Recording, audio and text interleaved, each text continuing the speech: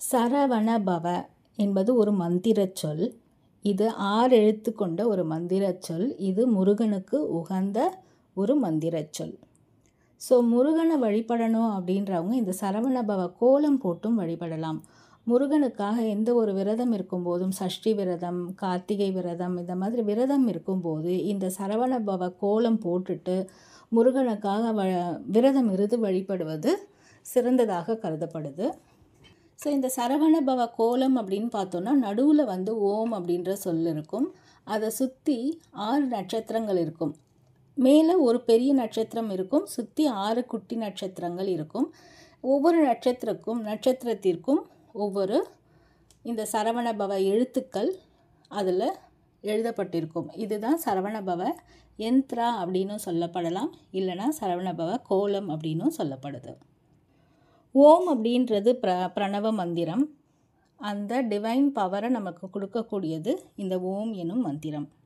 இப்போ இந்த சரவண பவ அப்படின்றதுல அப்படின்றது நமக்கு தேவையானவர்களை, நமக்கு உதவணும் அப்படின்னு ஏதாவது ஒரு உதவி தேவை அப்படின்னு இருந்தால் உடனே அந்த நபர்களை நம்மிடம் இழுத்து கொண்டு நமக்கு காட்டி கொடுப்பது, நமக்கு உதவ வைப்பது இந்த எனும் மந்திரம்.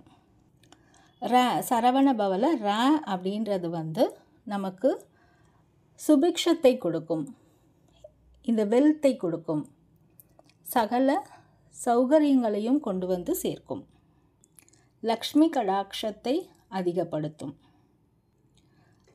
சரவண பவ இல்லைனா சரஹண பவ அப்படின்னும் சொல்லலாம், சரவண பவ அப்படின்னும் சொல்லப்படுது.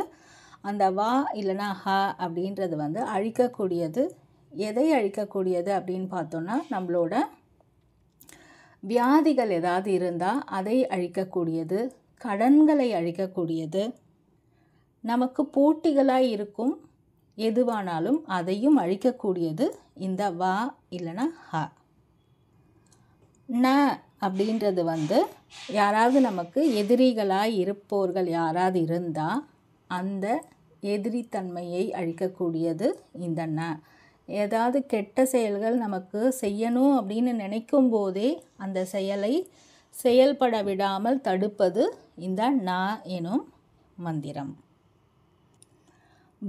அப்படின்றது இதை உச்சரிப்பவர்களுக்கு, இந்த மந்திரத்தை சரவண பவ எனும் மந்திரத்தை உச்சரிப்பவர்களுக்கு, பாராயணம் செய்பவர்களுக்கு, இல்லை முருகனை இந்த மந்திரங்களை வைத்து வழிபடுபவர்களுக்கு ஒரு மேக்னெட்டிக் அட்ராக்ஷனை கொடுக்கக்கூடியது. அதாவது தேஜஸ் எனும் அந்த அட்ராக்ஷன், முகத்தில் ஒரு தேஜஸும் ஒரு ஒளியும் காணப்படும். இவர்களை பார்த்தாலே இவங்கக்கிட்ட பேசணும் போல் இருக்குது அப்படின்னு சில பேரை பார்த்தா தோணும் இல்லையா, அந்த மாதிரியான ஒரு அட்ராக்ஷனை கொடுக்கக்கூடியது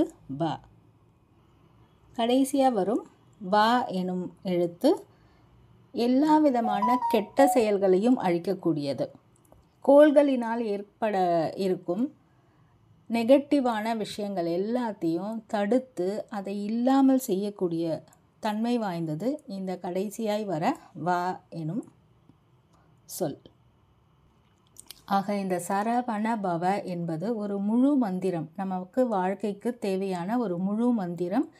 இது தொடர்ந்து உச்சரித்துட்டே இருந்தோம் அப்படின்னா நமக்கு இந்த எல்லா விஷயத்திலும் ஒரு முன்னேற்றம், தேவையான விஷயங்களில் முன்னேற்றம் ஏற்படும், தேவையில்லாத விஷயங்கள் தானாகவே தகர்ந்துவிடும். இந்த மாதிரியான சக்தி வாய்ந்த மந்திரம் இந்த சரவண பவ. ஆக முருகனை வழிபடுவோர் இந்த கோலத்தை போட்டு வழிபடுவது சிறந்தது அப்படின்னு கருதப்படுது.